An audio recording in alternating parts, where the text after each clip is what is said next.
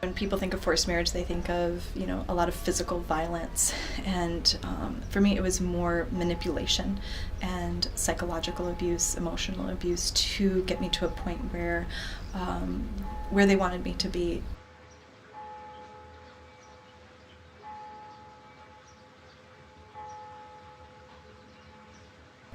Women are not allowed to have an opinion. Women are not allowed to be free. Women are not allowed to move around freely or to do anything without permission.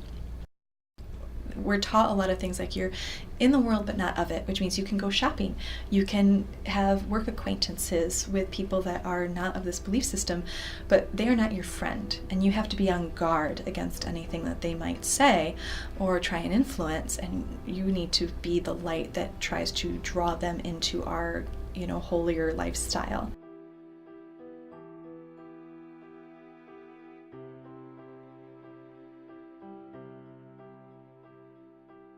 Force in my life took on this form of very intense family pressure and manipulation and psychological control, which had been fostered since I was a child, to not make my own decisions, to not trust my instincts, and to feel like there was nowhere I could go.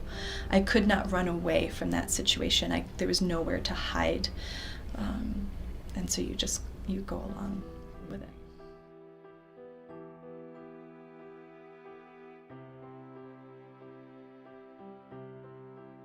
We were allowed to speak on the phone every other day for about 4 or 5 days, and then my father had me come up to Michigan to meet this man's family, and spent the weekend with that family, and then flew back down, was able to talk for a couple more days over the phone. Every time I would say something like, I don't think we really get along. Oh, you'll get better after the wedding because you can start dating after the wedding. Oh, don't worry, he'll change after the wedding. Oh, don't worry, you just have cold feet, it'll be better after the wedding. And so I just kept feeling like, okay, I don't really want this, I'm not in love with this person, but it's going to get better after the wedding.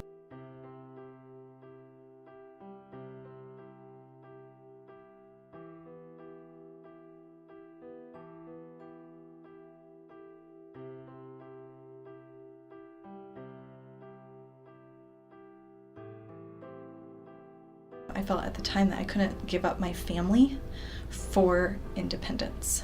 And, that after all, this is what I'd been raised for, this is what I was supposed to be doing, this is what God wanted for my life. Obviously, if my entire family thinks this is what God wants for me, who am I to say that I know better than them what God wants?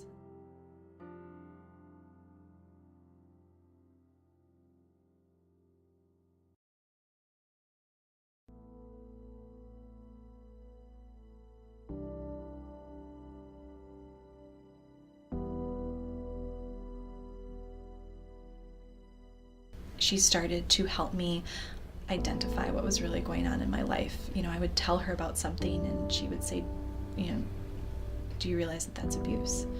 And that was the first time that it dawned on me that what I was going through was abuse.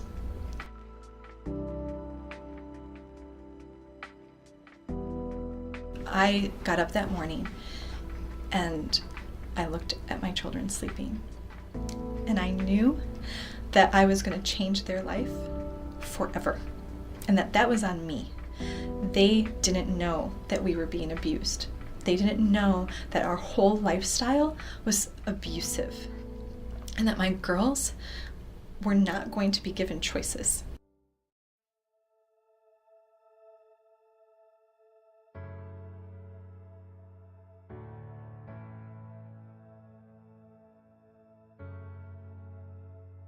I just remember sitting in my car in my office parking lot, and I had madly texted my neighbor, please get my children off the bus so I have a very important phone call, and telling my story for the first time, and then hanging up and realizing like there's this place, this organization in Washington, D.C.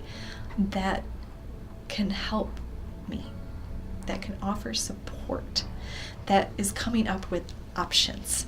And again, that validation and knowing that I wasn't alone, and knowing that through them I could hear other stories of other women that had gone through what I'd gone through. And that was just like this turning point, for me.